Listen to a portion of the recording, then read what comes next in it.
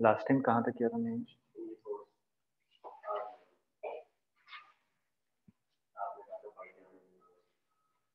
Torque पढ़ा दिया? अच्छा, रॉड प्रॉब्लम करवानी थी ना?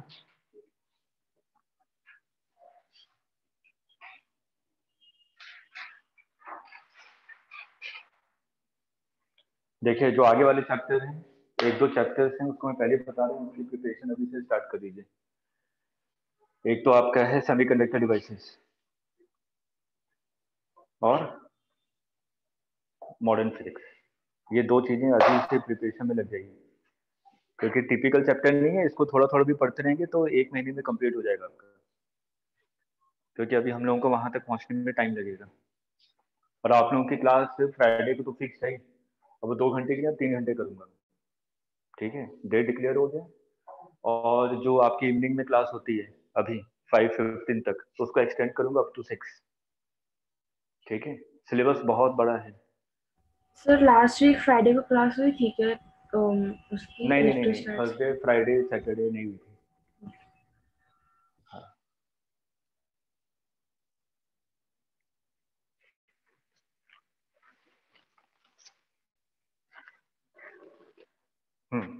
चलिए, जैसे हम लोग की हिंज्ड फोर्स के बारे में बात करें। पहले पहले सिंपल क्वेश्चन करते हैं।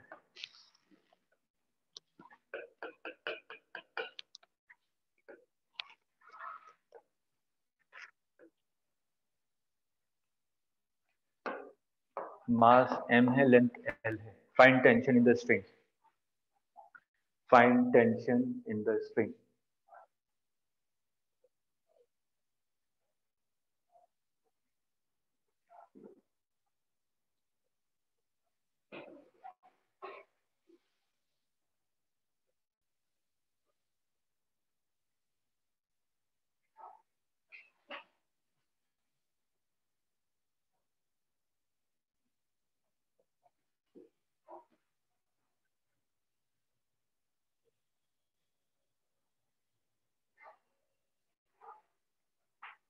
और मंडे को आप लोगों को टेस्ट सीरीज का एक शेड्यूल मिल जाएगा, ठीक है? और कौन कौन टेस्ट नहीं दे रहे हैं? तुषार आप नहीं दे रहे हैं, आशुतोष आप नहीं दे रहे हैं, गायत्री आप भी नहीं दे रही हैं। तो बिना टेस्ट के परफॉर्मेंस कैसे पता चलेगी? और टेस्ट नहीं देंगे तो उससे कुछ फायदा नहीं है ना। फिर पढ़ते हैं और ये नहीं पता चले कि मार्क्स कितने आ रहे हैं। और आर्यन, इस बार आपके मार्क्स क्यों कम आए थे? लास्ट टेस्ट जो भी आपने दिया था उसमें कम मार्क्स थे, क्यों?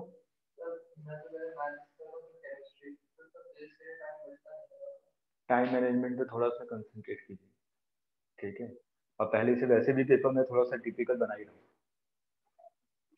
ताकि अगर टिपिकल की प्रैक्टिस होगी तो मेंस का मेरे को भी नहीं पता ना कि इजी दे दे या hard they they. Typically practice होगी तो आसान तो कर ही लेंगे। अब आसान आसान पे रहेंगे तो टिपिकल नहीं कर पाएंगे, ठीक? तो सर टाइम मैनेजमेंट सुधारिए। और किसी के माइंड में ये हो रहा हो कि मेरे पास 4 अटेम्प्ट है, ये नेगेटिव है बहुत बड़ा। 4 अटेम्प्ट मिल रहे हैं आपको, पॉजिटिव नजर आ रहा होगा, कोई नहीं है, अप्रैल में नहीं हुआ तो मार्च में दे देंगे, मार्च में नहीं हुआ तो फिर फेब में दे देंगे, सब उल्टा सीधा हो जाएगा। पहले अटेम्प्ट में कोशिश कीजिए 99% आए कि एनआईटी फिक्स हो जाए। और एक बार एनआईटी फिक्स हो गया, फिर अपने एडवांस की प्रिपरेशन में लग जाइए। और उसका रिजल्ट का वेट करने की आवश्यकता नहीं होती है। मैं पेपर देख रहा हूँ तो मैं पहले बोलूंगा कि हाँ मेरा क्वालिफाई है एनआईटी। वो कई बहाने होते हैं कि सर रिजल्ट आने दे, रिजल्ट में पता चल ही जाएगा क्या होगा। वो तो सबको पता चलेगा, लेकिन आप पेपर देकर आएंगे उसी समय ऑन द स्पॉट। कॉन्फिडेंस होता है ना, उसी समय पता चल जाता है 3 घंटे के अंदर। ऑन एन एवरेज कोशिश कीजिए, मैथ्स में 25 क्वेश्चन हैं, पूरा पैटर्न पता है ना कि क्या क्या हुआ है। 20 तो है ही जो सबके लिए कॉमन है, और उसके बाद जो आखिरी के 10 क्वेश्चन है उसमें से कोई 5 अटेम्प्ट करने हैं आप लोगों को। और 10 में से 5 अटेम्प्ट करने हैं, मतलब कि वो मान के चलिए वो 5 तो लगभग 80% स्टूडेंट अटेम्प्ट करेगा, तो ये नेगेटिव हो गया, ठीक है? ये इसलिए बोनस दिया गया है क्योंकि कई सारे बोर्ड्स ने सिलेबस कम कर दिया गया है। सीबीएसई तो हुआ ही है, स्टेट बोर्ड ने भी अपना सिलेबस कम किया, ताकि वो सिलेबस से इस पे कोई फर्क ना पड़े। जैसे आपने इलेक्ट्रोस्टैट अच्छे से प्रिपरेशन किया, सेमीकंडक्टर डिवाइसेस किसी ने करवाया नहीं, बोर्ड ने हटा दिया। तो उसका क्वेश्चन भी मिलेगा, और आखिरी के मॉडर्न सीरीज से भी क्वेश्चन मिलेंगे। कई स्टेट बोर्ड ने modern series semi conducted devices से हटा दी, तो वो आपके लिए, इसे मैं बोल रहा हूँ चैप्टर को पढ़ के रखेगा, 2-3 क्वेश्चन के आखिरी 10 में मिल गया वो क्वेश्चन, तो बोनस है एक तरीके से। वो सिंपल क्वेश्चन होते हैं, और केमिस्ट्री में भी एलसीटी चीजें पढ़ते हैं, बहुत ज्यादा डिफरेंस नहीं है फिजिक्स और केमिस्ट्री में, थोड़ा बहुत चेंज आता है, बस उसको आप पढ़ेंगे समझ में आ जाएगा। अब वैसे तो आखिर में पढ़ाऊंगा ही मैं, लेकिन अभी मेरे पास भी टाइम कम है, इसलिए मैं उसी हिसाब से चल रहा हूँ। रोटेशन छोड़ूंगा, रोटेशन में सभी कॉन्सेप्ट बताऊंगा, भले ही 1 हफ्ते और टाइम दे दें, क्योंकि क्वेश्चन कहीं पे भी ट्विस्ट करेगा, अगर रोटेशन के कॉन्सेप्ट क्लियर हो गए तो आपको ही पता है फिजिक्स के मैक्सिमम क्वेश्चन आपको समझ में आने लगेंगे कि कैसे हो रहे हैं कैसे नहीं हो रहे। तो इसलिए थोड़ी सी प्रैक्टिस, 14 आवर्स तो आपको पढ़ना ही पढ़ना है, कैसी भी हालत में, बुरी से बुरी हालत में भी 14 घंटे आपके रहने चाहिए पढ़ने के लिए, इंक्लूडिंग कोचिंग नहीं कि 14 घंटे 10 घंटे आराम करेंगे, एक्सक्लूडिंग कोचिंग बता रहा हूँ, 14 घंटे। अब इसके अलावा देख लीजिए कैसे टाइम वेस्ट करते हैं 10 घंटे में।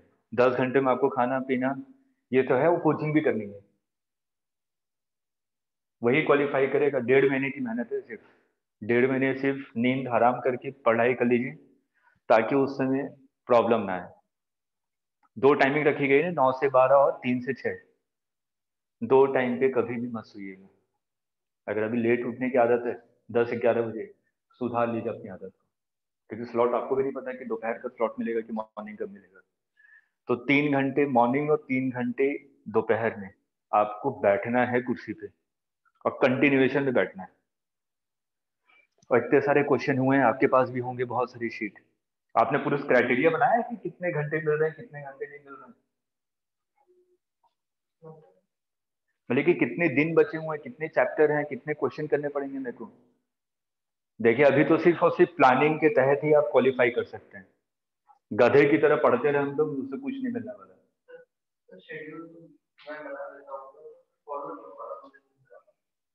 वो करना पड़ेगा, कैलकुलेटर निकालिए, एक शेड्यूल पहले बनवाऊँ आप लोगों का, क्लास तो एक्सटेंड कर लूंगा, टाइम वेस्ट नहीं करूंगा, 5:15 से 5:45 ले लूंगा। पहले तो दिन देखिए कितने दिन बचे हैं, कल से काउंट कीजिए। नहीं दिन दिन, तभी तो मैं घंटों के हिसाब से आऊंगा, तो पर डे पता चलेगा ना कि कितना टाइम देना है और कितने क्वेश्चन करने हैं। काउंट कीजिए तुषार, जल्दी से दिन बताइए। 20 फरवरी तक कितने दिन बचे? 20, 31, कितने हो गए? 53, और इधर की 6 दिन, कितने हो गए? लगभग 60 दिन है आपके पास। 60 में से निकाल लीजिए 14 घंटे, मल्टीप्लाई कीजिए जल्दी से। 840, तो मतलब कि इतने घंटे हैं आपके पास, 860 आवर्स। ठीक है, 860 आवर्स में से आपके पास कितने सब्जेक्ट हैं? कीजिए डिवाइडेड बाई 3, 20, 280। ठीक है, 280 आवर्स मिला सिर्फ एक सब्जेक्ट के लिए। ठीक है, और मोटा मोटी 280 आवर्स हमारे पास बचे हुए, कितने चैप्टर बचे हुए हैं? अभी हम लोग 7वें चैप्टर पे हैं। ठीक है, तो कितने चैप्टर से रिमेनिंग है? लगभग 22 चैप्टर। ठीक है, डिवाइडेड बाई कीजिए 22, 172, 12.72, मतलब कि एक चैप्टर के लिए कितने मिल रहे हैं? 12 घंटे। 1 घंटे में कितने क्वेश्चन अटेम्प्ट करते हैं ऑन एवरेज, अगर मेंस की प्रिपरेशन कर रहे हैं तो? कितने होते हैं एग्जाम में? 25 दिए 75, तो 1 घंटे में 25 क्वेश्चन है। ठीक है, तो 12 इंटू 25, 380, मतलब कि हर एक चैप्टर में आपको 380 क्वेश्चन अटेम्प्ट करने हैं। ठीक है, और 380 ऐसे ही नहीं। अब आ जाइए, ये तो एक चैप्टर से आ गया, अगर एक चैप्टर अगर आपका 5 दिन चल रहा है तो एक दिन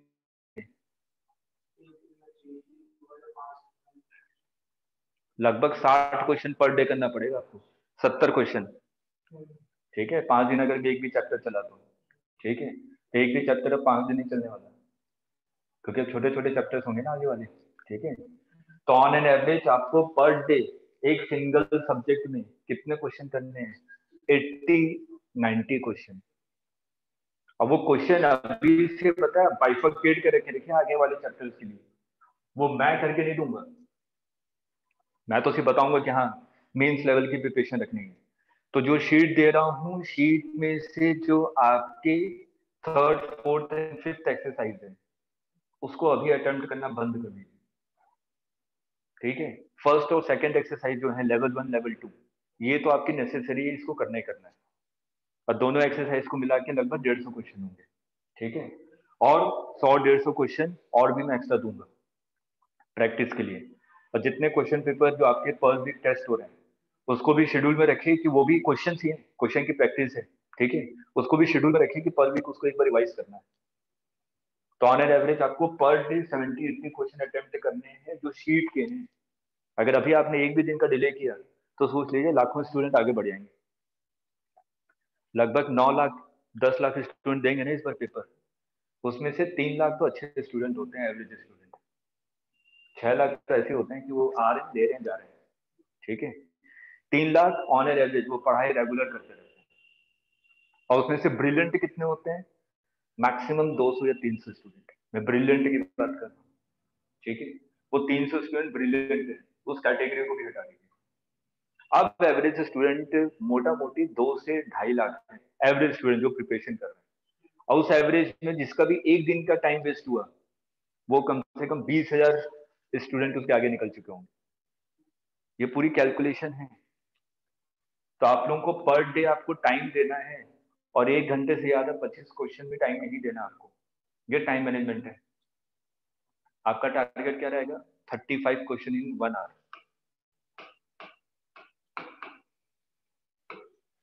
अब जो भी प्रैक्टिस करेंगे 1 घंटे में 35 क्वेश्चन की प्रैक्टिस करेंगे, क्योंकि यहाँ पे आपको एग्जामिनेशन हॉल का प्रेशर नहीं है। एग्जामिनेशन हॉल में प्रेशर में होता है तो 35 क्वेश्चन नहीं होते, 20 क्वेश्चन भी नहीं हो पाते 1 घंटे में।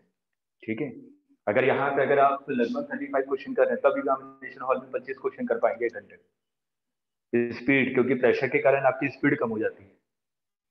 इस चीज को थोड़ा सा ध्यान में रखिए।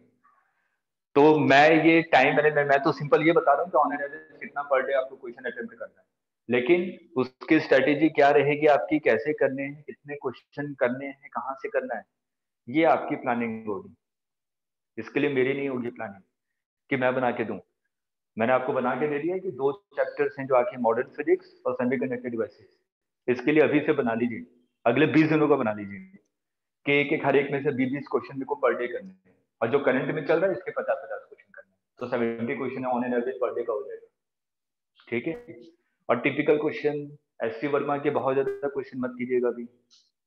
ठीक है, शीट जो दे रहा हूँ और उसके अलावा जो एक्स्ट्रा क्वेश्चन दे रहा हूँ उतने हो जाए, उसके बाद जो आपके पास है उसके शीट के क्वेश्चन स्टार्ट कर दीजिए। ठीक है, क्योंकि मैं चाहता हूँ फर्स्ट सेकंड में ही आप लोग क्वालिफाई करें। अगर फर्स्ट सेकंड में क्वालिफाई हो गया तो हम लोग मार्च सेकंड वीक से स्टार्ट करें, तब तक तो रिजल्ट आ ही जाएगा, 15 दिन में आ जाता है रिजल्ट। ठीक है, मैं वही बोल रहा हूँ मैक्सिमम 15 दिन में तो आ ही जाएगा रिजल्ट आपका। तो 15 मार्च हम लोग एडवांस की प्रिपरेशन स्टार्ट करते हैं। अगर नहीं हुआ तो मेन चलता रहेगा, करते रहिएगा जून तक मेंस की प्रिपरेशन। ठीक है, फिर एडवांस के लिए 1 ही महीना मिलेगा। एडवांस 1 महीने में क्या होगा, कुछ नहीं हो सकता। वो क्रैश कोर्स की तरह हो जाएगा, मैं हर एक में 5-5 6 क्वेश्चन कराऊंगा हर दिन। ठीक है, 4 महीने और 1 महीने बहुत डिफरेंस है। तो थोड़ी सी प्लीज, और हाँ मैथ्स में 25 क्वेश्चन आ रहे हैं तो आपके अटेम्प्ट पता बिल्कुल करेक्ट होने चाहिए, 22 से 23 क्वेश्चन। मैथ सबसे इजी होती है, फिजिक्स केमिस्ट्री मैथ नहीं, आईआईटी वालों के लिए। ठीक है, क्योंकि मैथ्स में बहुत ज्यादा ट्विस्ट नहीं किया जाता, क्वेश्चन ट्विस्ट कर भी देंगे तब भी आंसर तो निकाल ही लेते हैं आप लोग। ठीक है, तो मैथ्स सबसे पहले जब भी अटेम्प्ट कीजिए मैथ्स को सबसे पहले अटेम्प्ट कीजिए, ताकि कॉन्फिडेंस आ जाए कि हाँ मेरे 25 क्वेश्चन तो हो गए 1 घंटे में। अब बचा केमिस्ट्री। केमिस्ट्री में ऑर्गेनिक रटी हुई चीजें ज्यादा होती हैं, आपको पता होगा कि कैसे रिएक्शन पैटर्न चलता है। ठीक है, फिजिकल में अगर थोड़ा सा डामाडोल है तो उसको आखिरी में अटेम्प्ट कीजिए फिजिकल के क्वेश्चन को। मैथ्स और केमिस्ट्री में कम से कम 20 क्वेश्चन करेक्ट होने चाहिए। तब अगर फिजिक्स में 18 क्वेश्चन भी सही हो रहे हैं तो 99% आ जाएंगे।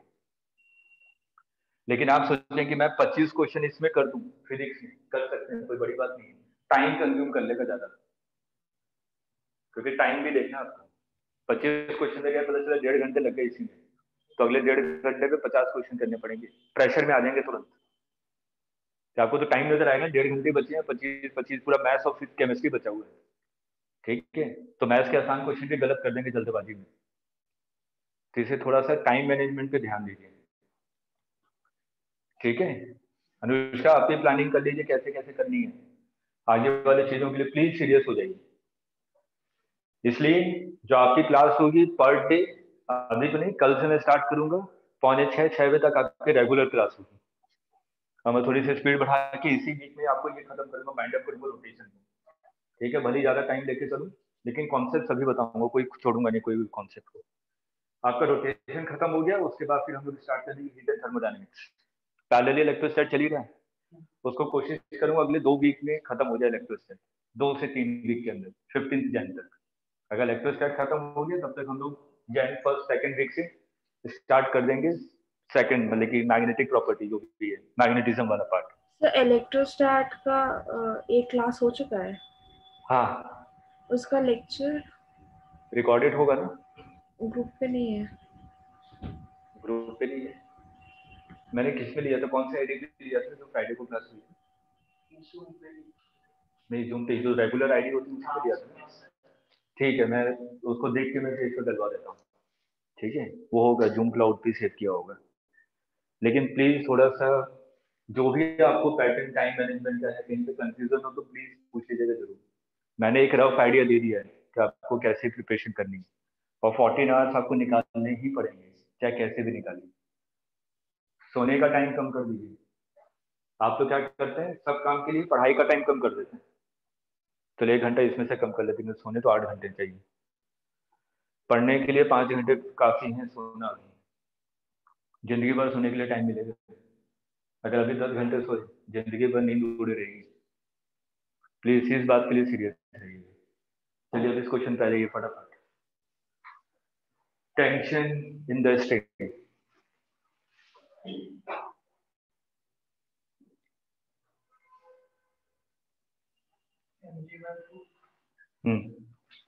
बिल्कुल सिंपल सा है, हम लोग टेंशन को अलग अलग मान लेते हैं। मैंने कहा यहाँ पे टेंशन T1 है, यहाँ पे टेंशन T2 है, नीचे फोर्स कितना लग रहा है mg। तो अगर मैं पहली इक्वेशन देखूं, मैंने कहा था कि कोई सिस्टम अगर इक्विलिब्रियम पे है तो नेट फोर्स और नेट टॉर्क दोनों अपने जीरो होने चाहिए। अगर मैं नेट फोर्स को जीरो कर रहा हूँ तो T1 plus T2 is equal to mg, ठीक है। अगर नेट टॉर्क को जीरो करना है, tau net should be equal to zero, और टाउ नेट अगर मेरे को जीरो करना है तो मैं किसी भी पॉइंट के अबाउट टॉर्क निकाल दूं, ठीक है। अगर किसी भी पॉइंट के अबाउट टॉर्क निकाल रहा हूं, मैं सेंटर ऑफ मास के अबाउट टॉर्क निकाल रहा हूँ, ठीक है। इसके कारण टॉर्क कितना हो जाएगा, ये डिस्टेंस L/2, ठीक। इसके कारण हो जाएगा T1 into L/2 should be equal to T2 into L/2, sorry ये L/2, तो यहाँ से क्या आ जाएगा, T1 is equal to T2।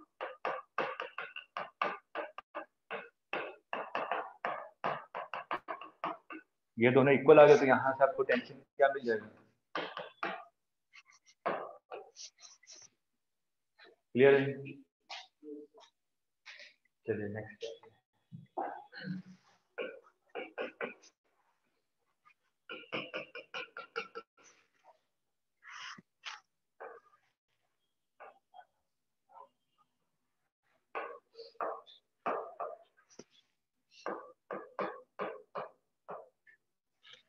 Find T1 and T2.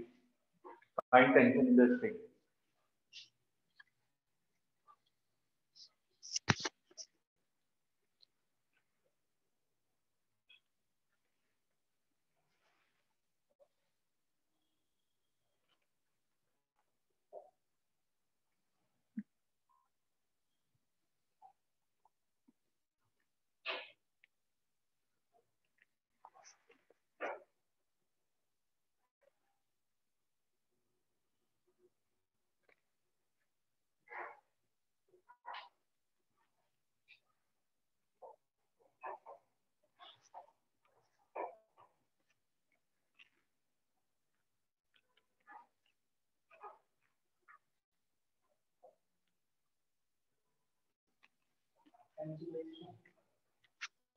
किसकी वैल्यू,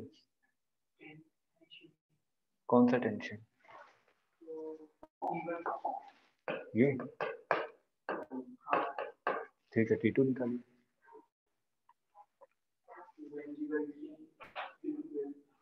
देखते हैं कैलकुलेट करके। अब देखिए नेट फोर्स 0 है, तो T1 plus T2 is equal to mg, और नेट टॉर्क भी 0 है। अगर नेट टॉर्क को 0 करना है तो किसी भी एक पॉइंट के अबाउट, मैं ये पॉइंट मान लेता हूँ, इससे आसानी क्या रहेगी कि T1 के कारण टॉर्क कितना हो जाएगा, 0। तो एक अननोन पहले ही हटा दिया मैंने, ठीक है। तो T1 के कारण टॉर्क कितना हो गया, 0। mg के कारण टॉर्क कितना होगा, mg L/2, ठीक है। और T2 के कारण टॉर्क कितना, ये L/6 है, तो ये कितना हो जाएगा, L/2 माइनस L/6, ठीक है। मेरे को तो ये डिस्टेंस चाहिए ना, ये डिस्टेंस कितना हो जाएगा, L/2, ये कितना आ रहा है, L/3, ठीक है बस। तो T2 into L/2 plus L/3, यहाँ से T2 की वैल्यू आ जाएगी, और ये वैल्यू जब पुट करेंगे T1 आ जाएगा।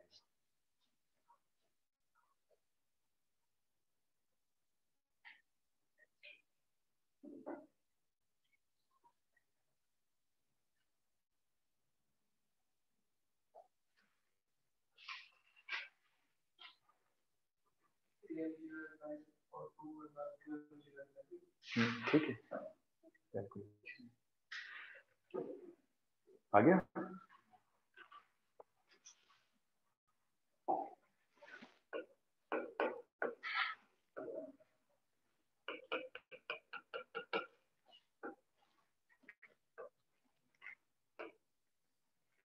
एक ट्रायंगुलर प्लेट है, इसकी लेंथ भी L है, ये लेंथ भी L है, ट्रायंगुलर प्लेट है, इसका मास m दिया हुआ है। अब निकालिए टेंशन।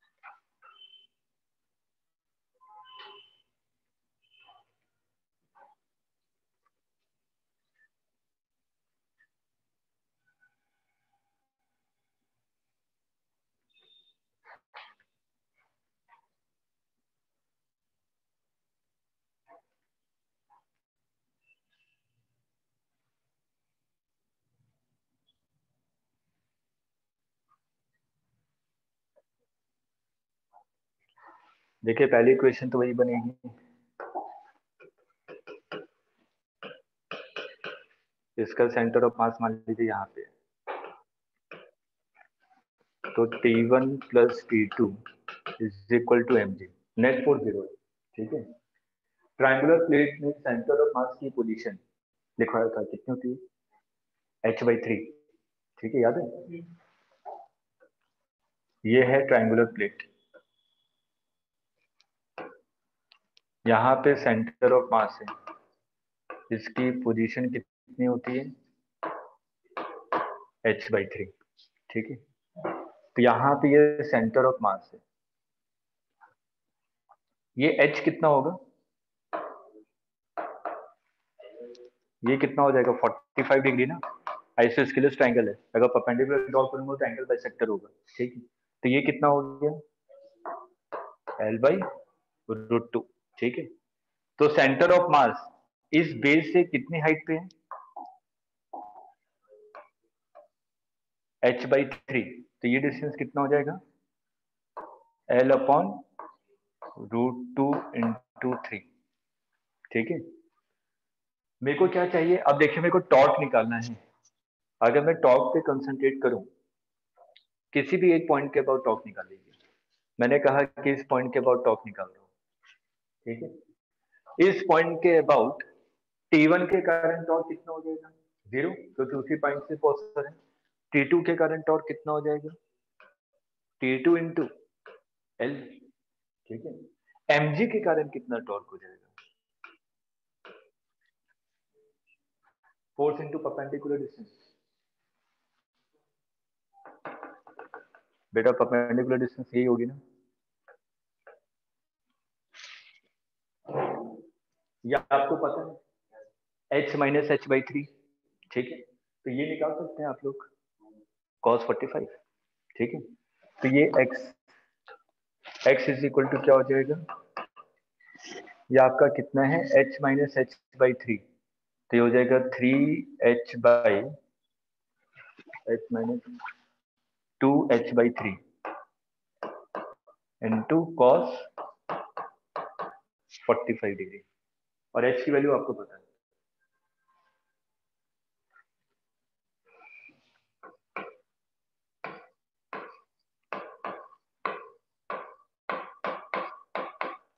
सॉल्व करके यहाँ से T2 की वैल्यू निकालिए और इसको पहले वाले इक्वेशन में पुट कर दिए, T1 आ जाएगा।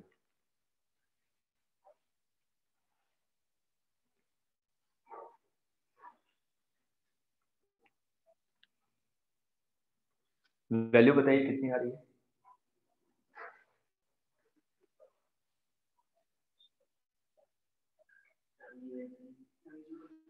T2 की,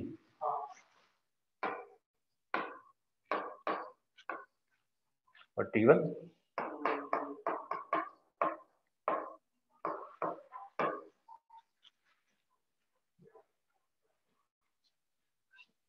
आगे आ रहे हैं।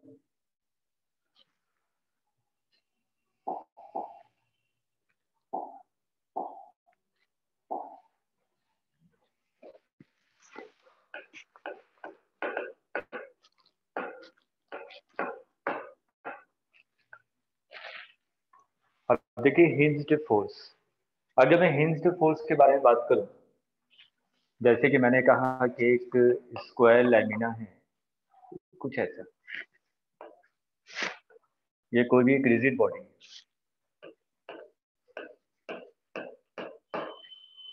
इसको मैंने यहाँ पे हिंज्ड कर दिया, ठीक है, और एक मान लीजिए स्ट्रिंग से जोड़ दिया,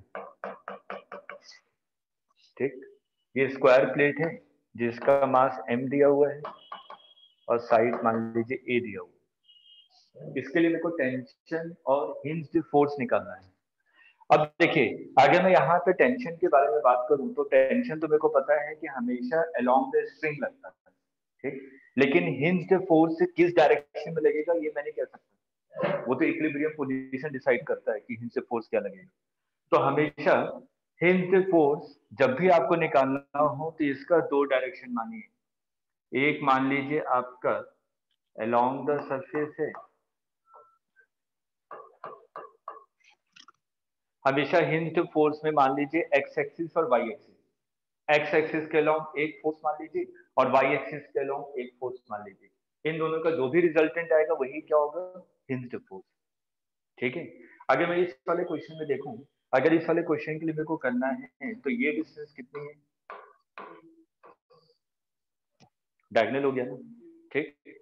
इसमें टेंशन मान लीजिए T लग रहा है, नीचे क्या लगेगा, ये इक्विलिब्रियम पोजीशन पे, इसका मतलब net force should be equal to 0। तो नेट फोर्स देखिए क्या क्या है, ऊपर की तरफ क्या है टेंशन प्लस N2 और नीचे क्या है N। अब मेरे को टॉर्क भी 0 करना है, तो मैं किसी पॉइंट के अबाउट टॉप निकालूंगा, वो आपकी मर्जी किस पॉइंट के अबाउट निकालना चाहते हैं। मैं ए पॉइंट के अबाउट ही निकालूंगा। अगर मैं ए पॉइंट के अबाउट टॉप निकालूंगा तो N1 के कारण 0, N2 के कारण 0, mg के कारण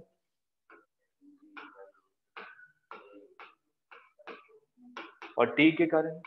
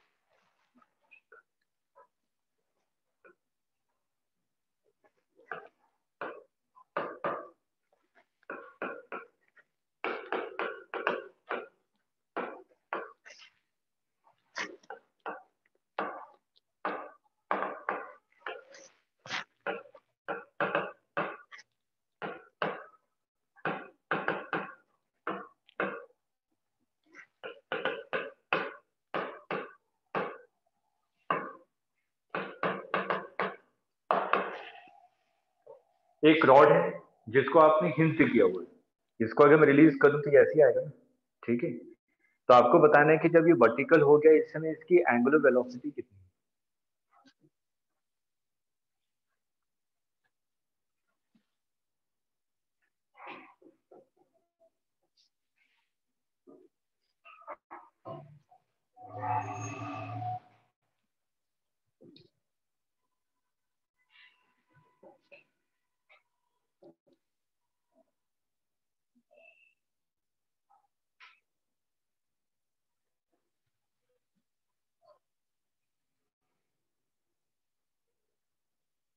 बहुत सिंपल सा क्वेश्चन है, ठीक है।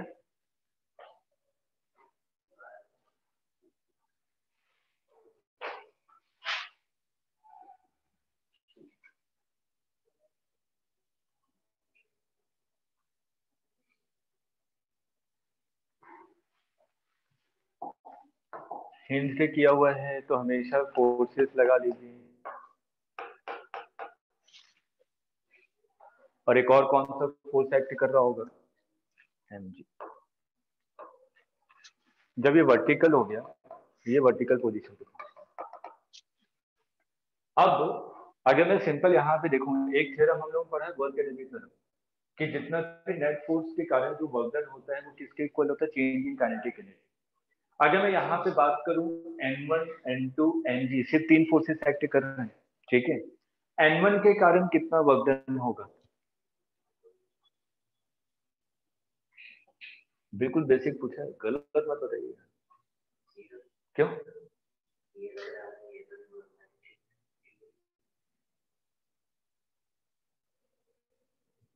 N1 के कारण, आर्यन N1 के कारण वर्क डन, क्यों? हाँ, बताया था ना, small work done is equal to F dot ds, यही किया था ना हम लोगों ने। तो यहाँ पे जो ds था, ds क्या था आपका, पॉइंट ऑफ एप्लीकेशन का डिस्प्लेसमेंट, ठीक है। तो यहाँ पे जो N1 फोर्स है वो तो हिंज पे लग रहा है ना, हिंज से पॉइंट तो मूव कर ही नहीं रहा, तो N1 के कारण वर्क डन कितना होगा, 0। N2 के कारण वर्क डन कितना होगा, 0। तो इसको मूव करवाने के लिए कौन रिस्पॉन्सिबल है, mg कैसा फोर्स है, कंजर्वेटिव। अगर कंजर्वेटिव फोर्स है इसका मतलब total initial energy is equal to total final energy.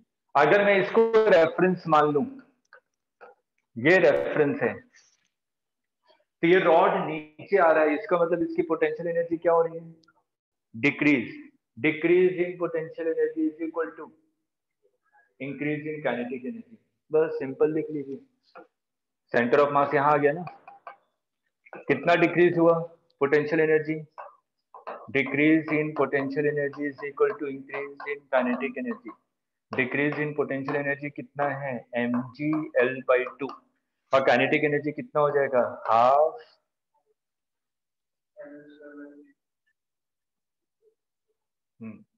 और यहाँ पे जो बॉडी है वो क्या कर रहा है, सर्कुलर मोशन, ठीक है, मतलब प्योर रोटेशन हो रहा है। तो प्योर रोटेशन होगा तो हम लोग काइनेटिक एनर्जी क्या लिखते हैं,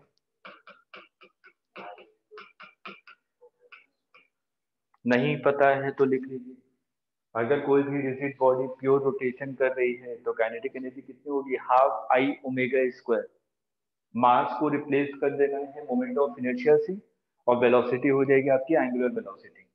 तो half I ml square divided by 3 into omega square. अब यहां से सॉल्व करके निकाल लीजिए, हो जाएगा ना, ठीक है।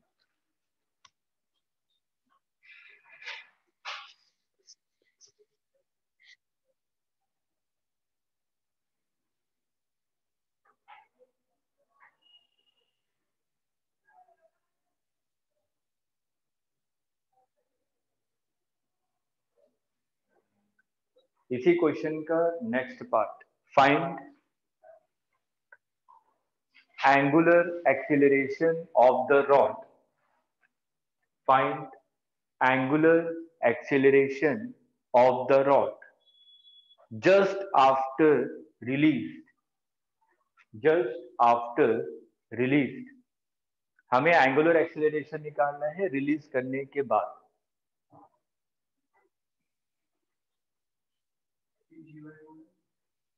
क्यों? सही है। हाँ,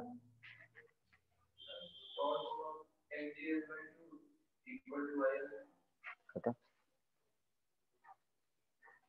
समझ में आया?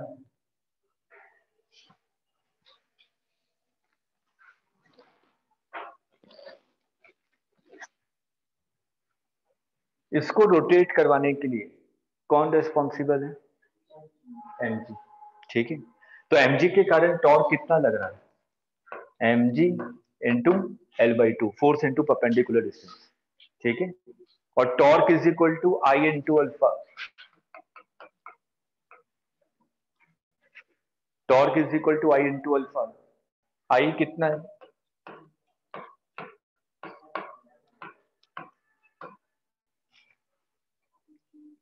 अल्फा आ जाएगा। इसी का नेक्स्ट पार्ट, इसी क्वेश्चन में सब करवा दूंगा। Next part, find hinge force. Find hinge force.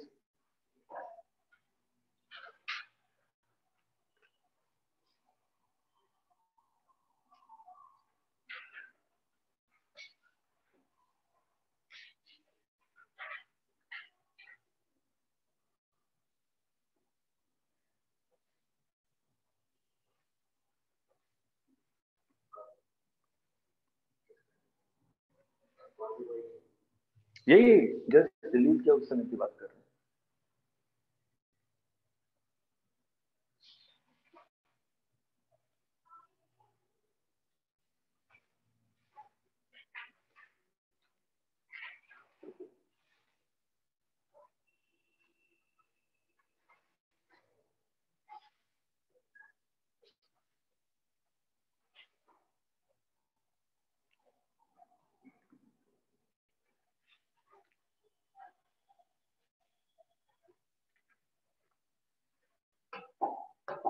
देखिए इस पोजीशन पे, अगर मैं सिर्फ और सिर्फ सेंटर ऑफ मास को देख रहा हूं, अगर आप सिर्फ और सिर्फ सेंटर ऑफ मास को देखेंगे तो आपको ये क्या करता हुआ नजर आ रहा है?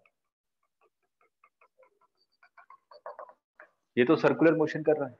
अगर कोई भी पार्टिकल सर्कुलर मोशन करता है तो उसके पास दो एक्सीलरेशन होते हैं, एक होता है एटी और एक होता है एसी। ठीक है, इस वाले केस में एसी की वैल्यू क्या है? AC is equal to V square by R. ठीक है, हमने जस्ट रिलीज किया है तो वी की वैल्यू क्या होगी? जीरो। वी की वैल्यू जीरो होगी, इसका मतलब एसी क्या है? जीरो। तो हॉरिजॉन्टल एसी तो अंदर ही लग रहा होगा, एसी तो इस डायरेक्शन में होगा। ठीक, एसी की वैल्यू कितनी आ गई?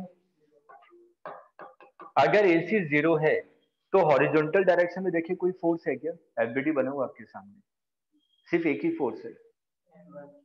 ठीक है, ये तो किसी को बैलेंस ही नहीं कर रहा। tan 1 की वैल्यू कितनी हो जाएगी?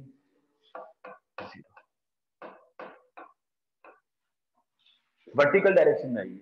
वर्टिकल डायरेक्शन में कौन कौन से फोर्सेस हैं? एक mg है और एक n2 है। तो हम लोग क्या लिखेंगे? mg minus n2 is equal to mass into acceleration. कौन सा एक्सीलरेशन होगा? 80। और 80 इज इक्वल टू क्या होता है? R alpha. आर की वैल्यू कितनी है यहाँ पे? L/2। ठीक है, तो 80 इज इक्वल टू क्या है? L/2 into alpha. अल्फा की वैल्यू यहाँ पे पुट कीजिए, n2 की वैल्यू आ जाएगी।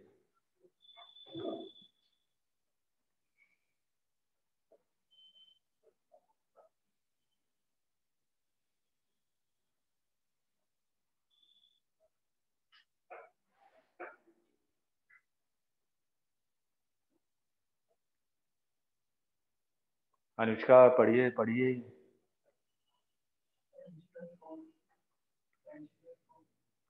जो भी आ रही है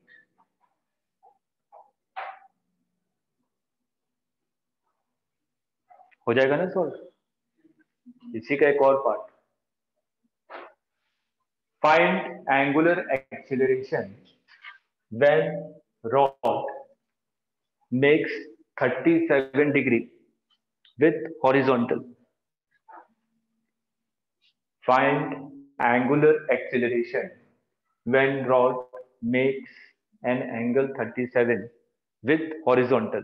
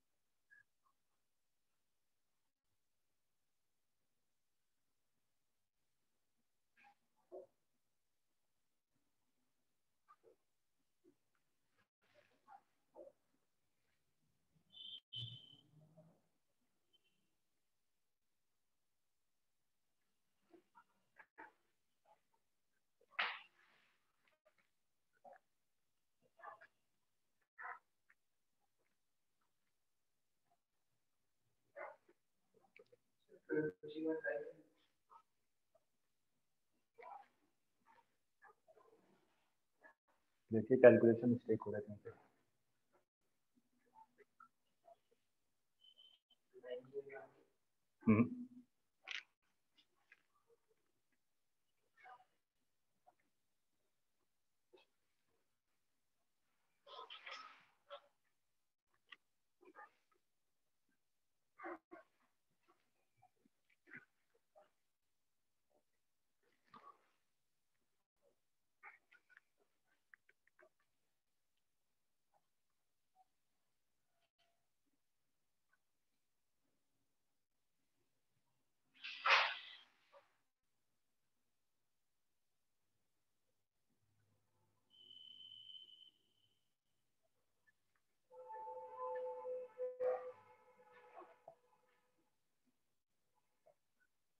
अनुष्का, आज आपका एक भी आंसर नहीं आ रहा।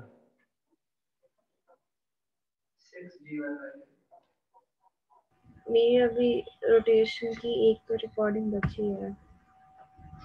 अच्छा,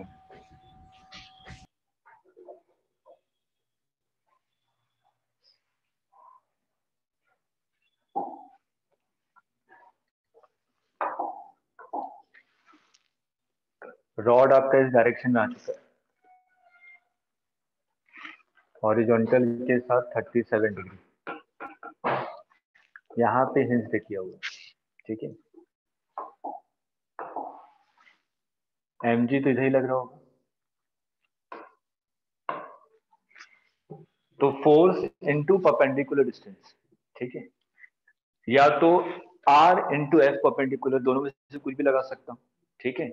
तो आपने जैसे भी निकाला बिल्कुल करेक्ट है, मैं दूसरे तरीके से निकाल रहा हूँ क्योंकि इसके आगे भी करवाना है मेरे को। अगर मैं mg की बात करूं तो mg का ये अगर 37 है, ये भी 37 होगा, ठीक है। तो ये एंगल कितना हो जाएगा? हाँ 53 37 जो भी है, ये कॉम्पोनेंट कितना हो जाएगा? mg cos 37, ये कॉम्पोनेंट कितना हो जाएगा?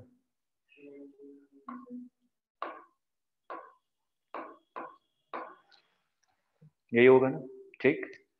अब ये तो इसके परपेंडिकुलर आ गया, ये डिस्टेंस कितनी है L/2।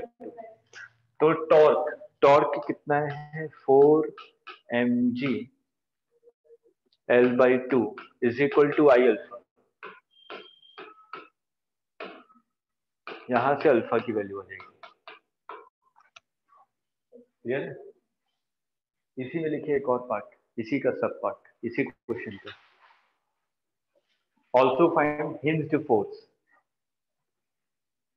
Also find hinged force. इस पर्टिकुलर पोजीशन पे हिंज्ड फोर्स कितना होगा।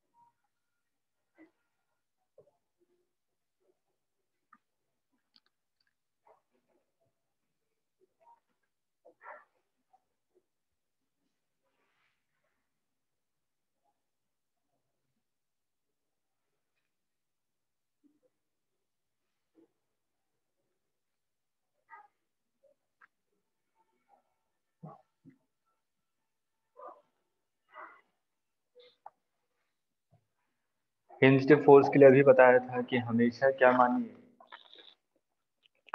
इसको N1 मान लिया, ये कितना हो जाएगा N2।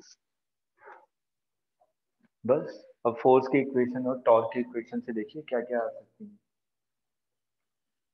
सेंटर ऑफ मास तो इसके अबाउट क्या कर रहा है, सर्कुलर मोशन। सर्कुलर मोशन करेगा तो दो एक्सीलरेशन होंगे, एक AT और AC। अब AT देखिए कौन प्रोवाइड कर रहा है और AC किसके इक्वल होना चाहिए। बस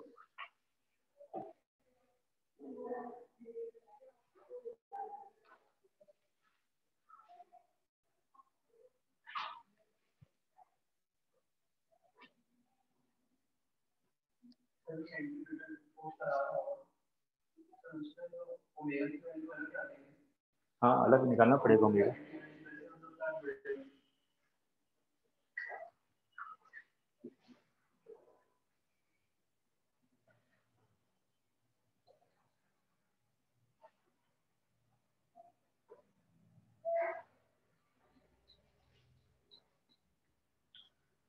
इस पर्टिकुलर पोजीशन पे सबसे पहले AT और AC निकाल लीजिए। अगर मैं इस पोजीशन पे AT के बारे में बात करूं तो AT is equal to R alpha, मतलब कि L/2 इंटू अल्फा जो आपने निकाला था। ये तो आ जाएगा ना, अल्फा की वैल्यू यहाँ पे पुट कर देंगे जो भी आ रहा है। अल्फा की वैल्यू वैसे आज कितनी रही थी 6G डिवाइडेड बाई 5L, तो यहाँ पे पुट कर दीजिए 80 आ जाएगा।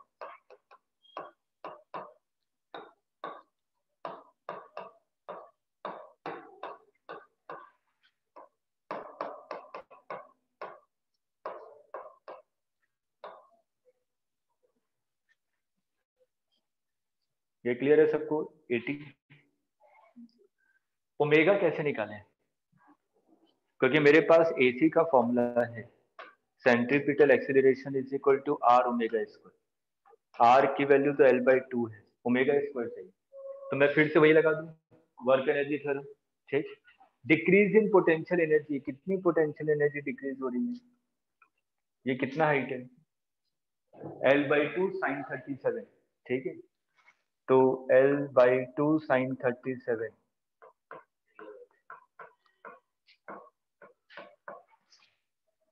तो decrease in potential energy mgh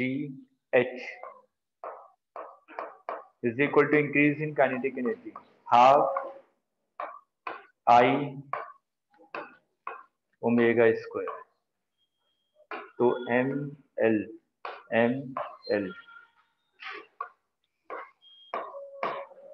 तो यहाँ पे क्या बचा, 3g/5 is equal to L/3 into omega square. तो ओमेगा स्क्वायर आ गया आपका 9g/5L। अभी ओमेगा स्क्वायर की वैल्यू यहाँ पे पुट कर दूंगा तो ये हो जाएगा 9g/5L।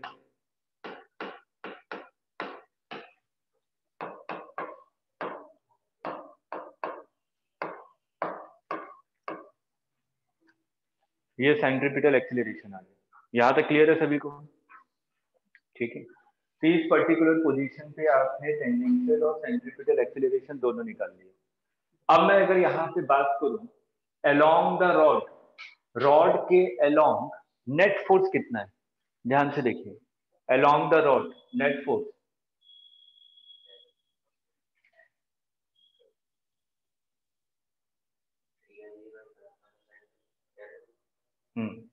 मतलब कि मैं सिंपल बात करूं N1 minus 3mg/5 is equal to mv²/r, है ना? ठीक है, क्योंकि इसके अलोंग कौन सा एक्सीलरेशन है, along the rod centripetal acceleration. तो इसको मैं क्या लिखूंगा, N1 minus 3/5 mg is equal to mass into centripetal acceleration. अब रॉड के परपेंडिकुलर डायरेक्शन में आइए, रॉड के परपेंडिकुलर डायरेक्शन में नेट फोर्स कितना है, 4/5 mg minus N2 is equal to mass into acceleration. कौन सा एक्सीलरेशन,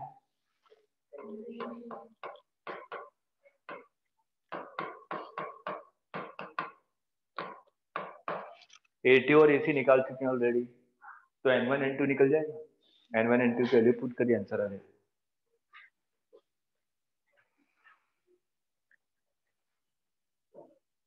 क्लियर है?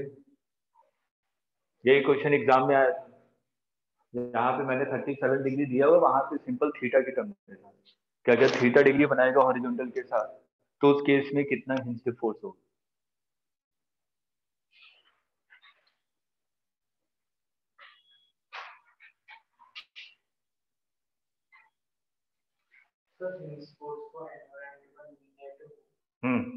उन दोनों का resultant √N1² plus N2²।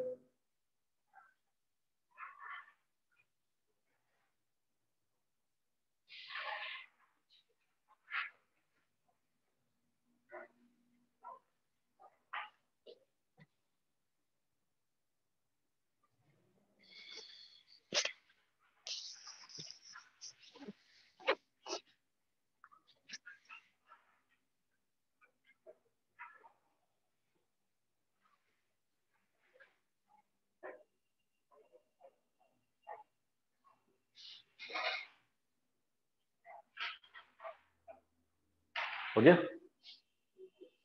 Value आ गई। अब देखिए इस क्वेश्चन में और कैसे ट्विस्ट कर सकता हूं, सिर्फ बता दे रहा हूं कि अगर मैं यहाँ पे कहूं कि मैंने इस वाले पोजीशन से रिलीज किया है, ठीक है, रिलीज तो इसी पोजीशन से किया हॉरिजॉन्टल से, और मैंने पूछा कि जब ये 37 से 53 डिग्री पे आ गई, मतलब कि मैंने कहा कि अभी एंगल कितना बना रहा है 37 डिग्री, अभी आपका 53 डिग्री बना रहा है।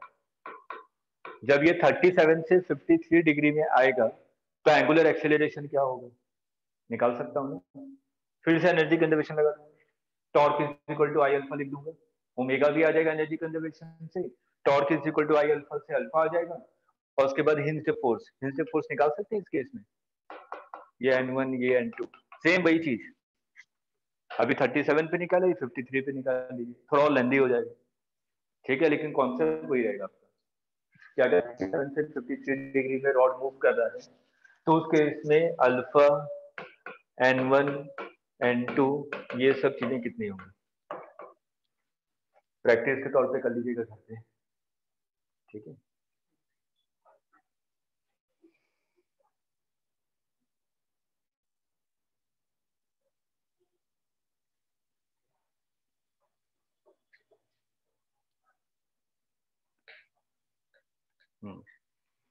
चलिए नेक्स्ट टॉपिक है पुली ब्लॉक सिस्टम, पुली ब्लॉक सिस्टम।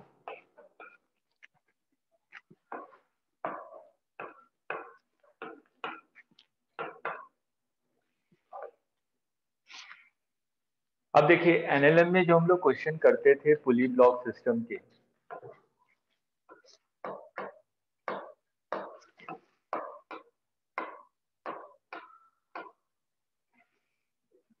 यहाँ पे मैं टेंशन भी निकालता था और एक्सेलरेशन भी निकालता था, कंडीशन क्या क्या थी, ठीक है, पहली कंडीशन तो ये थी कि मासलेस स्प्रिंग था, और हाँ ठीक है वो मासलेस स्प्रिंग इनसेंसिबल, और हाँ मतलब कि पुली और इन दोनों के बीच में फ्रिक्शन क्या था, स्मूथ, रोप और पुली के बीच में फ्रिक्शन लेस सरफेस है, स्मूथ सरफेस, इसका मतलब क्या हुआ, स्लिपिंग हो रही है यहाँ पे,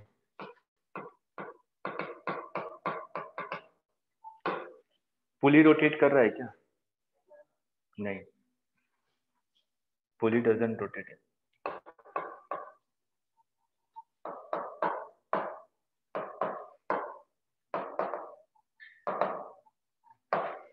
लेकिन अब जो हम लोग क्वेश्चन करेंगे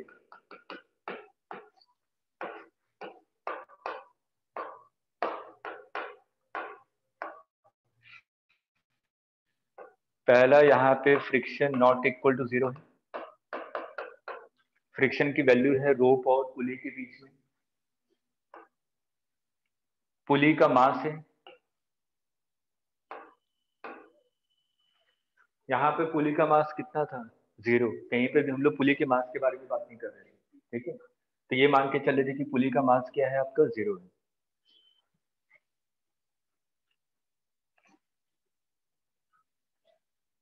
अब एक क्वेश्चन देखिए, हमें पता कैसे चलेगा कि मेरे को इस वाले कॉन्सेप्ट से करना है, इस वाले कॉन्सेप्ट से तो आपको सिंपल पता है कि टी इज इक्वल टू क्या होता है, एडवुड मशीन में करवाया था ये, है ना, तो टेंशन हम लोग डायरेक्ट लिख सकते थे, लेकिन अब मेरा क्वेश्चन यहाँ पे ये है कि मेरे को ये कैसे पता चले कि हाँ ये बस इस वाले कॉन्सेप्ट से मेरे को करना है, या जो भी कॉन्सेप्ट बताने वाला है उससे क्वेश्चन को प्रोसीड करना है, क्वेश्चन की वर्डिंग से हम लोग पकड़ेंगे। अगर क्वेश्चन में लिखा हुआ है कि moment of inertia of pulley is 2 kg metre square, इसका मतलब वो रोटेशन के बारे में बात कर रहा है, ठीक है, पहला सेंटेंस है कि पुली का मोमेंट ऑफ इनर्शिया दिया हुआ है, इसका मतलब यहाँ से फ्रिक्शन है, इन सब चीजों को कंसिडर करेंगे। दूसरा, अगर क्वेश्चन में दिया हुआ है कि रोप और पुली स्लिप नहीं कर रहे हैं, rope is not slipping over the,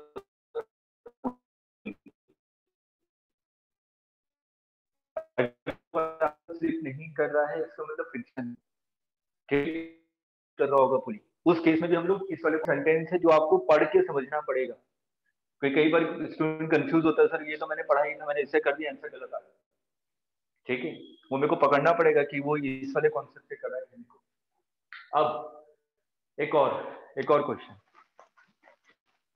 मैंने कहा कि यहाँ पे टेंशन T1 है, यहाँ पे टेंशन T2 है, स्ट्रिंग मासलेस है तो टेंशन क्या होना चाहिए, हाँ, तो क्या यहाँ पे टेंशन इक्वल होता है, क्यों क्यों, अच्छा चलिए फिर अगला क्वेश्चन आते हैं, यहाँ पे इसको पुली को रोटेट कौन करवा रहा है, टेंशन किस पे लग रहा है? टेंशन लग रहा है रोप पे, तो पुली कैसे रोटेट होगी? तो इसको रोटेट कौन करवा रहा है? ये क्वेश्चन पूछा हुआ थ्योरी, ठीक है, कि इसको रोटेट कौन करवाता है पुली को? Friction. Friction is providing necessary torque to the pulley.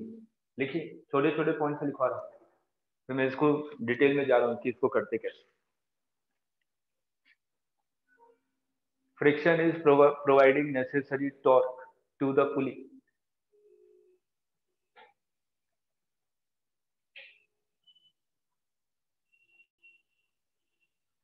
ठीक है,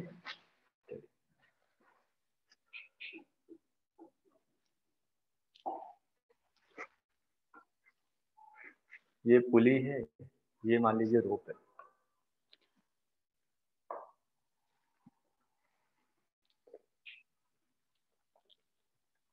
ये रोप है। मैंने मान लिया कि ये पूरा सिस्टम इस डायरेक्शन में मूव कर रहा है।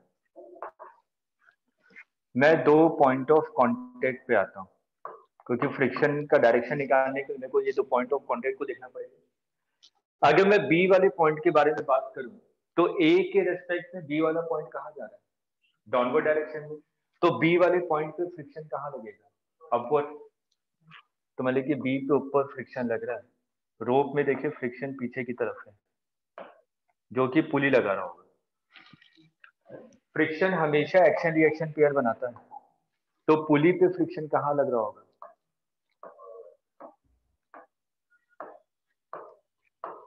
यहाँ तक क्लियर है? ठीक है, मैं सिर्फ पुली को देख रहा हूँ। तो पुली को अगर मैं देखूं, ये पुली है, और किसी भी छोटे से स्मॉल फोर्स के बारे में बात कर रहा हूँ, ये स्मॉल फ्रिक्शनल फोर्स, ठीक है, कोई छोटा सा फोर्स लिए ये वाला। इस फोर्स के कारण टॉर्क कितना प्रोड्यूस हो रहा होगा? आर इंटू एफ परपेंडिकुलर, ठीक है। तो अगर मैं आर की बात करूं, आर तो यही है ना, ठीक, और इन दोनों के बीच में एंगल कितना है? 90 डिग्री। तो small torque will be equal to D F into R radius. जितने भी स्मॉल फोर्सेस हैं, हर एक के कारण टॉर्क का डायरेक्शन क्या है? इनवर्ड और आउटवर्ड?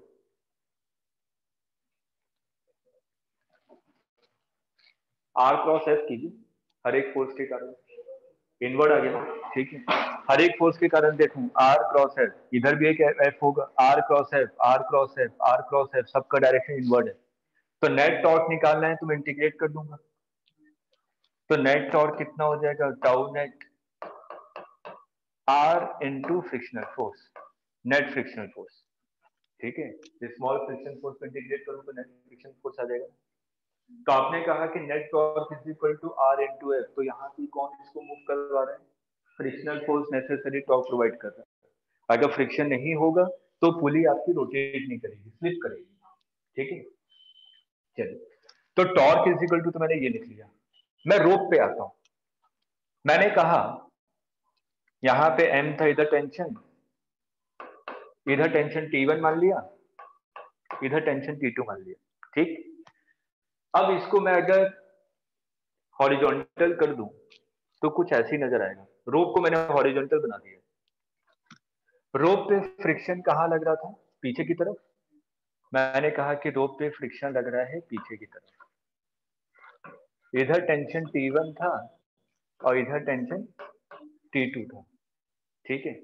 रोप किस डायरेक्शन में मूव कर रहा है? ध्यान से देखिए, रोप इस डायरेक्शन में आ रहा है, T1 के डायरेक्शन में, ठीक है। तो T1 के डायरेक्शन में रोप मूव कर रहा है। मैंने कहा कि A एक्सेलरेशन से मूव कर रहा है।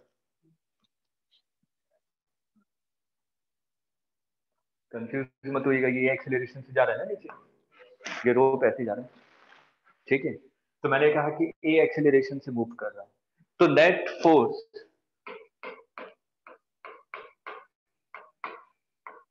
Is equal to mass into acceleration, mass of the spring, ठीक है, या रोप जो भी कह लीजिए। मास ऑफ द स्प्रिंग कितना है? मासलेस माना है, ठीक है। स्प्रिंग कैसी है आपकी? मासलेस है। तो यहां से आपको क्या मिल गया?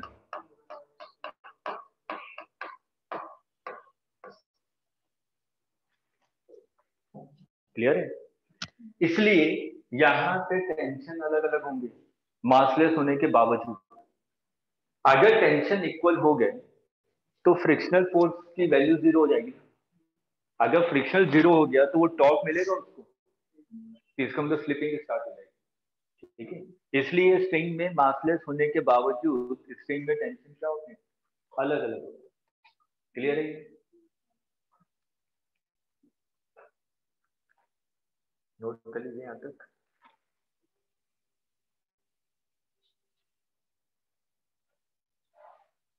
अनुष्का क्लियर है?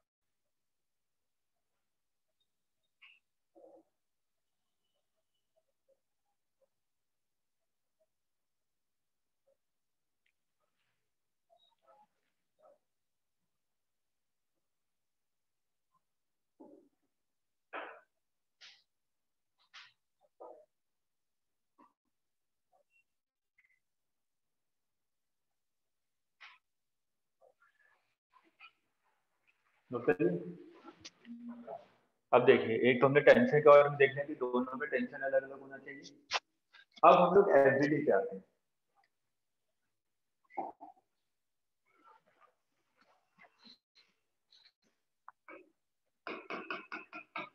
अच्छा, एक पॉइंट और पीछे। हाँ, इधर आइए, मैं ए और बी के बारे में बात कर रहा हूँ। अगर मैंने कहा कि दो ब्लॉक सिस्टम है, टू ब्लॉक सिस्टम, एक ऊपर वाला ब्लॉक है, नीचे वाला ब्लॉक है, दोनों के बीच में स्लिपिंग नहीं हो रही है, इसका मतलब दोनों साथ में चल रहे हैं। ठीक है, अगर स्लिपिंग होगी तो दोनों का एक्सीलरेशन अलग अलग होगा। ठीक है, मैंने कहा कि दोनों के बीच में स्लिपिंग नहीं हो रही है, इसका मतलब दोनों का एक्सीलरेशन क्या है, सेम। बी पॉइंट का एक्सेलरेशन कितना है, फिर बी की बात कर रहा हूँ। बी का एक्सेलरेशन कितना है, ए जो रोप का एक्सेलरेशन है। ए पॉइंट का एक्सेलरेशन कितना है, 80।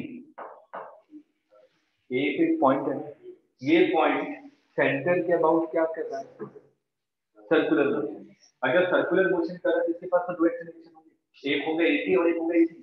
मेरे को किससे मतलब है, 80 से मतलब है, स्लिपिंग तो वही करवाएगा। ठीक है, तो यहाँ पर अगर दोनों के बीच में कोई भी स्लिपिंग नहीं हो रही है तो 80 शुड बी इक्वल टू ए। ठीक है, तो यहाँ पे एक और कंडीशन आ गई, for no slipping 80 should be equal to A, that means R alpha.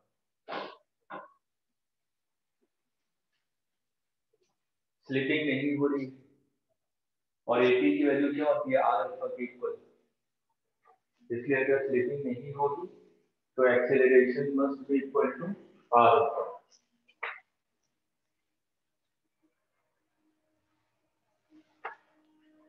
Clear?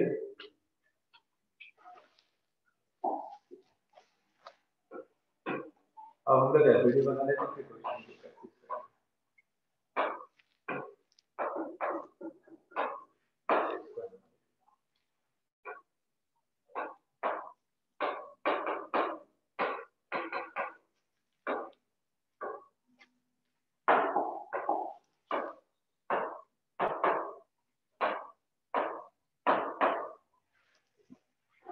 पहली इक्वेशन नो स्लिपिंग, इसके एफबीडी के हिसाब से m1g minus t1 should be equal to mass into acceleration. Second वाले ब्लॉक के लिए t2 minus m2g must be equal to mass into acceleration. और तीसरा क्या था, torque is equal to I into alpha, और टॉर्क क्या था, F into r, या सीधे लिख सकते हैं, और F की वैल्यू क्या थी, t1 minus t2, है ना। तो हम लोग क्या लिखते हैं, t1 r minus t2 r is equal to I into, ये चार इक्वेशन है जनरल इक्वेशन, रोटेशन में फुली टॉप सिस्टम।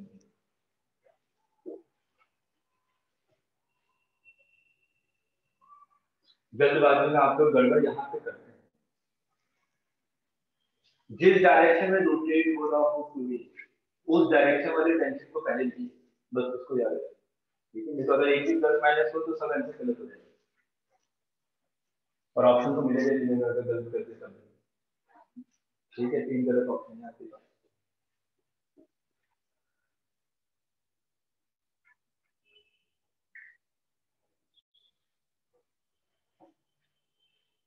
क्लियर है सारे क्वेश्चन, बस सारे क्वेश्चन आपके सॉल्व होंगे, एक क्वेश्चन फटाफट।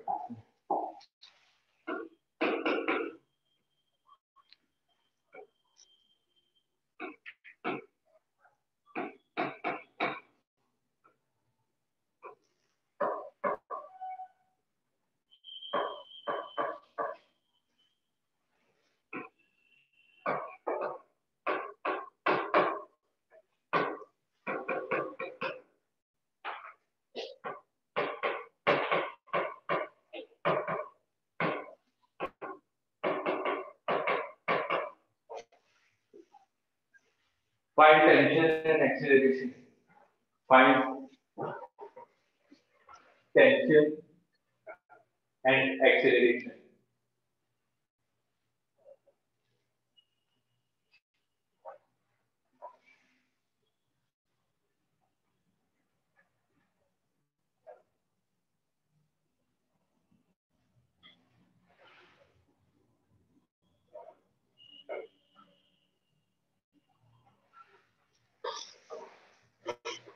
पढ़ने मन लगा आपका?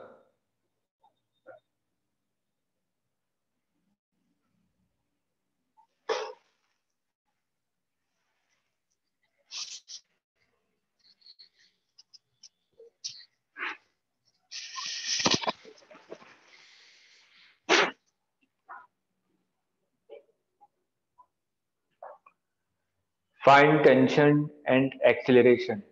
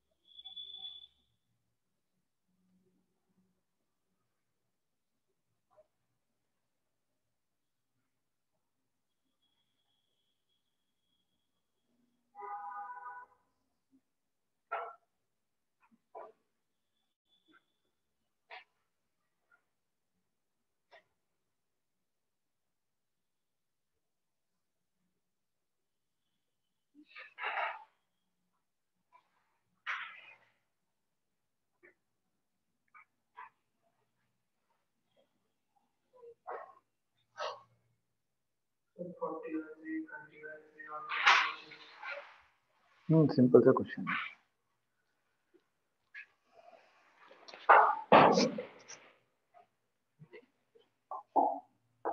देखिए यहाँ पे टेंशन T1 मान लीजिए, यहाँ पे टेंशन T2 मान लीजिए, नीचे mg, तो ये कितना हो जाएगा एक्सेलरेशन नहीं मान लीजिए, तो 2g minus T2 is equal to mass into acceleration, पहली इक्वेशन, और दूसरी नो स्लिपिंग है, a is equal to r alpha, और torque is equal to T2 minus T1 into r is equal to I into alpha, और इस पे net force T1 is equal to mass into acceleration. 4 equation 4 unknown, हो जाएगा solve. ठीक है, तो कल हम लोग इसी पे बेस क्वेश्चन और करेंगे, और आपका angular momentum most important topic. ठीक है, एंगुलर मोमेंटम से बहुत बार क्वेश्चन पूछेगा, कंजर्वेशन ऑफ एंगुलर मोमेंटम, जिस पे क्वेश्चन आता है कि बॉल जा रही है, दीवार से टकरा गई, आपने बॉल फेंका, टकराने के बाद इस एंगल पे जा रहे तो कितने ओमेगा होगी, कितनी वेलोसिटी होगी। ठीक है, तो कल आपका एंगुलर मोमेंटम, कल क्लास आपकी 6 बजे तक होगी। ठीक है, उसके बाद कल वेडनेसडे, फिर थर्सडे, फ्राइडे, हाँ फ्राइडे सैटरडे आराम से संडे तक कंप्लीट हो जाएगा आपका रोटेशन, फिर 2-2 घंटे की क्लास। वेडनेसडे और फ्राइडे को मेरी 5:30 से दूसरी क्लास होती है। 5:30 से, तो हाफ एन आवर का रिकॉर्डेड देख लीजिएगा क्लास के बाद, रिकॉर्डिंग पे तो रहता ही है, पर डे अपलोड भी हो जाता है। ठीक है, नहीं तो अगर मैंने टाइम कम किया तो फिर सिलेबस खींचना मुश्किल हो जाएगा।